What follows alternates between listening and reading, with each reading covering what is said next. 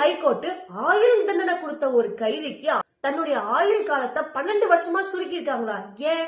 2016ல தான் வீட்டு பக்கத்துல இருக்கிற ஒரு 5 வயது குழந்தைய செக்ஷுவல் அசால்ட் பண்ணதுனால அந்த குழந்தை போய் வீட்டுல சொல்லி அந்த குழந்தையோட வாக்குமூலனால இவருக்கு ஆயுள் தண்டனை கொடுத்து ஜெயில வச்சிருந்தாங்க. இந்த இன்சிடென்ட் 2016ல நடந்தது. அப்ப இவருக்கு வயசு 20. அப்போ இருந்து இப்ப வரைக்கும் இவர் ஜெயில தான் இருக்காரு. கோவிட் சமயத்துல கூட இவர் வெளியே விடல. ஆனா இப்ப விட்டுருக்காங்க. காரணம் என்னன்னா 2016ல இருந்து ஜெயிலுக்குள்ள அவர் நிறைய எஜுகேஷனல் ஆக்டிவிட்டிஸ்ல பார்ட்டிசிபேட் பண்ணிருக்காரு. மகாத்மா காந்தியை பத்தி பேசிருக்காரு.